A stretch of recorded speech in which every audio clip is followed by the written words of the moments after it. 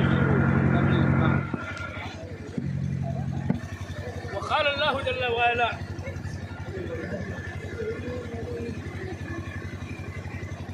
وَلَهُنَّ مِثْلُ الَّذِي عَلَيْهِنَّ بِالْمَعْرُوفِ.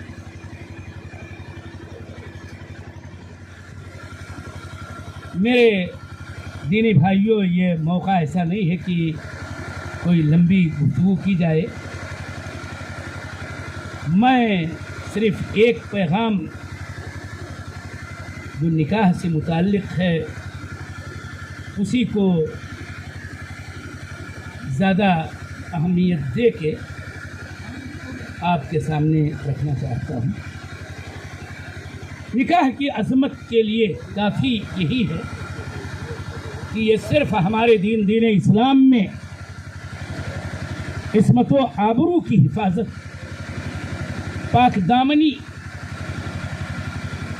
اور اس کے ساتھ ساتھ ایک بہترین اسلامی گھر کی تشکیل جدید اور نسل نو کی بڑھوتری کے لیے اللہ جل وعلا کا اور اس کے حکم سے اس کے آخری پیغمبر رحمت للعالمین نبی خاتم صلی اللہ علیہ وسلم کا بتایا سکھایا عمل کیا ہوا طریق ہے. اور وہ یہ طریق کہ جو عام طور پر ہر دور کے شریف انسانوں کے اندر رائج و مروج تھا.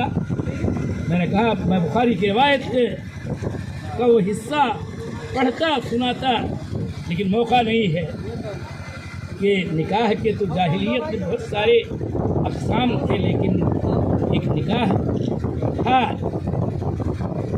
کہ بالکل وہی جس کو ہم آج اسلامی شرعی نکاح اور اس کا طریق جانتے ہیں، اور اسی کو اللہ کے رسول صلی اللہ علیہ وسلم نے باقی رکھا اور جاہلیت کے سارے باطل بہش آمیز نکاحوں کو منہدم کر دیا، مکمل طور پر پامال کر دیا. نکاح یہ ایک شادی کرنے والے، نکاح کرنے والے اور اس کی زوجہ اور اس موقع پر اس کے ولی کے ساتھ ایک معاہدہ. عقد کا مطلب ہی ہوتا ہے کسی معاملے کو طے تمام کرتے ہوئے گانٹھ دے لینا اور اس کو پختہ بنا لینا، اور یہ عہد ہوتا ہے کہ اپنے دین اور اپنی شریعت کے مطابق جو ہم ایک دوسرے پر حقوق عائد ہوں گے اس کی پاسداری کریں گے. وَأَخَذْنَ مِنْهُمْ مِيثَاقًا غَلِيظًا، یہ بڑا گہرا گاڑھا قسم کا پختہ و مضبوط میثاق ہوتا ہے نکاح. جب رشتے نکاح سے رشتے نکاح سے جب جڑتے ہیں ایک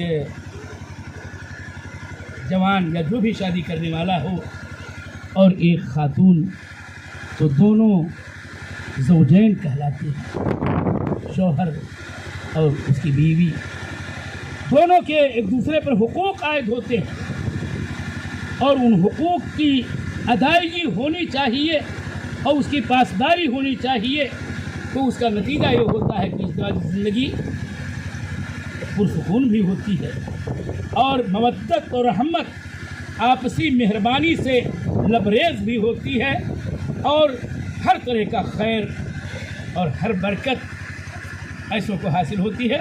اسی لیے تو اللہ کے نبی صلی اللہ علیہ وسلم پر نازل ہونے والے کلام اللہ کی آیت کا ایک حصہ ہے کہ اللہ تعالیٰ نے بھی یوں سورہ نساء کی آیت سے کہا وَعَاشِرُوهُنَّ بِالْمَعْرُوفِ. خطاب شوہروں کو ہے کہ اپنی بیویوں سے بہترین میل جول رکھو. قرآن کریم میں یہ بات بھی ہے کہ شوہروں